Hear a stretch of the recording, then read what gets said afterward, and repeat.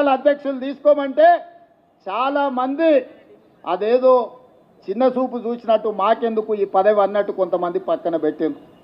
నేను చెప్పిన ఈరోజు అనుబంధ విభాగాలు ఫ్రంటల్ ఆర్గనైజేషన్లు బాధ్యత తీసుకున్న వాళ్ళకి ప్రభుత్వంలో ప్రథమ స్థానం ఉంటుంది అని. అందుకే ప్రభుత్వం వచ్చిన ఎంబడే ప్రతి అనుబంధ విభాగానికి వేదిక మీద ప్రీతంతో సహా చాలామంది ఉన్నారు. 37 మంది అనుబంధ విభాగాల అధ్యక్షులకు కార్పొరేషన్ చైర్మన్లు ఇచ్చి క్యాబినెట్ హోదా ఇచ్చి పార్టీ కోసం పనిచేస్తే పార్టీ జెండా మోస్తే ప్రభుత్వంలో గుర్తింపు ఉంటుందని 37 కార్పొరేషన్ చైర్మన్ల పదవులు అనుబంధ విభాగాలకు ఇవ్వడం జరిగింది.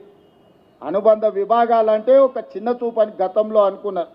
ఇవాళ అనుబంధ విభాగం అది ఎస్సీ డిపార్ట్మెంట్ కావచ్చు, ఎస్టీ డిపార్ట్మెంట్ కావచ్చు, మహిళా డిపార్ట్మెంట్ కావచ్చు, లేకపోతే చిన్న చిన్న డిపార్ట్మెంట్స్ ఏది ఉన్నా సరే ఏదో ఒక డిపార్ట్మెంట్కు నాకు పదవి ఇవ్వమని పెద్ద పెద్ద నాయకులు ఈరోజు వస్తున్నారు.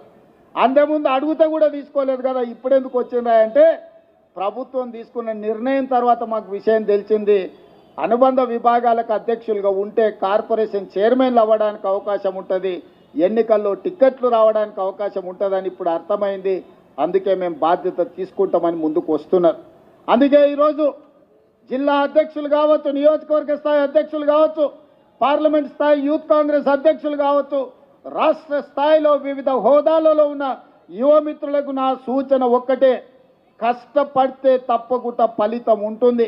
కష్టపడ్డోని కాపాడుకునే బాధ్యత కాంగ్రెస్ పార్టీ తీసుకుంటుంది. అధ్యక్షుడు మహేష్ కుమార్ గౌడ్ గారు తీసుకుంటారు, ముఖ్యమంత్రిగా నేను తీసుకుంటా.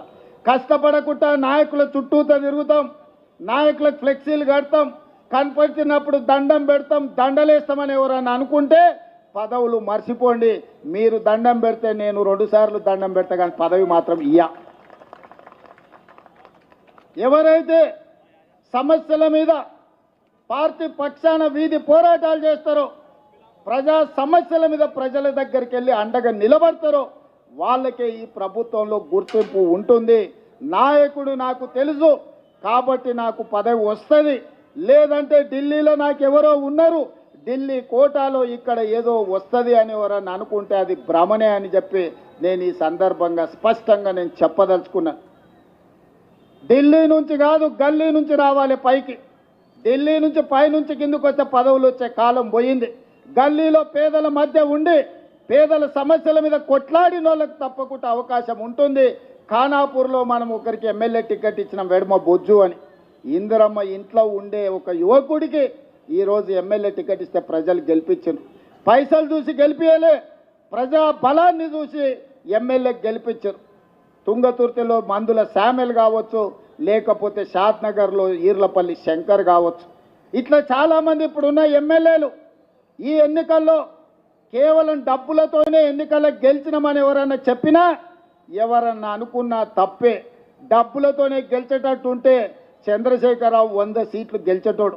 లారీల కొద్ది పైసలు ఉన్నాయి ఆయన దగ్గరనే కాదు, ఆయన కొడుకు దగ్గర, ఆయన బిడ్డ దగ్గర, ఆయన అల్లుని దగ్గర, ఆయన సడకు దగ్గర, అల్మారీలలో బీరువాలలో కాదు లారీల నిండా రూపాయలు ఉన్నాయి. మరి వాళ్ళు సీట్లు ఎందుకు గెలవలేదు? కామారెడ్డిలో చంద్రశేఖరరావుని బడకేసి కొట్టిరు ప్రజలు. కాబట్టి ఇవాళ సొమ్ములతో ఎన్నికల్లో గెలుస్తామనే విధానాన్ని మర్చిపోండి. ప్రజలలో శ్రమ ఉంటే, ప్రజలతో ఉంటే